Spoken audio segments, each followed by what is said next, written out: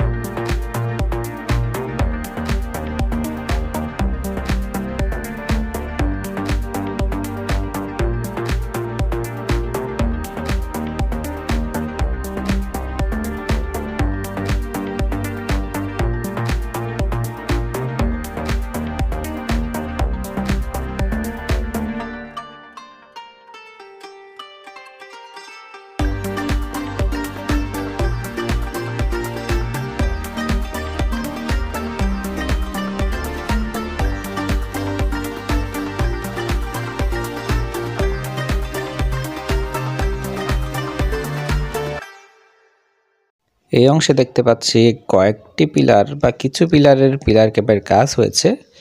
এছাড়া এদিকে আর তেমন অগ্রগতি হয়নি।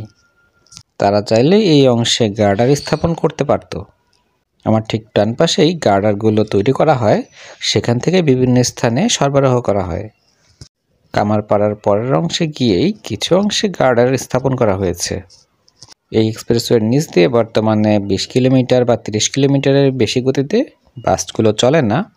উপরের এক্সপ্রেসওয়ে যখন চালু হবে তখন 80 থেকে 100 কিলোমিটার গতিতে গাড়ি চলবে। এছাড়াও এই এক্সপ্রেসওয়ে চালু হলে ঢাকা ময়মনসিংহ মহাসড়কের উপরও চাপ কমবে। আজকের ভিডিওতে কামারপাড়া অংশ পর্যন্ত দেখাবো এবং এর পরবর্তী ভিডিওতে এর পরের অংশ দেখাবো। এই এক্সপ্রেসওয়ে চালু হলে যোগাযোগ ব্যবস্থায় নতুন দিগন্তের সূচনা হবে।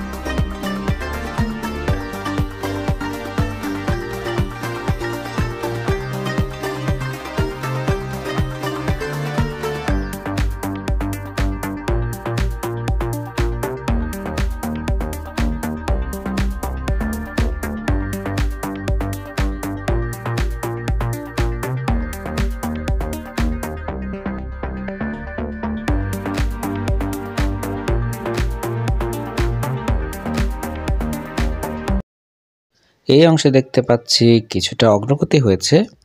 দূরে দেখা যাচ্ছে কিছু পিলারের উপর গার্ডার স্থাপন করা হয়েছে। মূল এক্সপ্রেসওয়ের দুই পাশের র্যাম্পেই গার্ডারগুলো স্থাপন করা হয়েছে। আজ এইটুকুই। আশুলিয়া এলিভেটেড এক্সপ্রেসওয়ের পরবর্তী অংশের ভিডিও এর পরবর্তী ভিডিওতেই পাবেন। এবার আপনাদের টঙ্গী বেইলি ব্রিজের সর্বশেষ অবস্থা দেখাবো। আমি এখন রয়েছি টঙ্গী অংশে। আমার ঠিক সামনে বেইলি ব্রিজটি। এখানে রশি দিয়ে ভাঙা ব্রিজের ভাঙা অংশগুলো তুলে ফেলা হচ্ছে। কয়েকদিন যাবৎ ট্রাকটি এখানেই পড়ে আছে।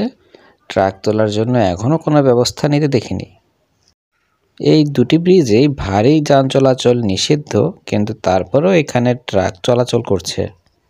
ডান পাশের বেইলি ব্রিজটির নিচে পিলার থাকলেও এই বেইলি ব্রিজ এবং বাম পাশের বেইলি ব্রিজ এই দুটোতে কোনো পিলার ছিল না। এই বেইলি ব্রিজে শুধুমাত্র প্রাইভেট কার এবং রিক্সা চলাচল করত এবং মানুষ যাতায়াত করত।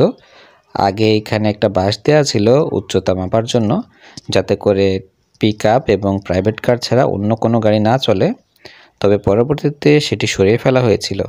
বাম পাশে দেখতে পাচ্ছেন এই বেইলি ব্রিজটিও বন্ধ করে দেওয়া হয়েছে, যার কারণে গাজীপুরগামী সকল গাড়ি ফ্লাইওভারের উপর দিয়ে চলাচল করছে। তবে ঢাকাগামী অংশের বেইলি ব্রিজটি এখনও চালু রয়েছে। আজ এ পর্যন্ত। এই ভিডিও ভালো লাগলে একটা লাইক দিবেন, পরবর্তী আপডেট পেতে সাবস্ক্রাইব করবেন।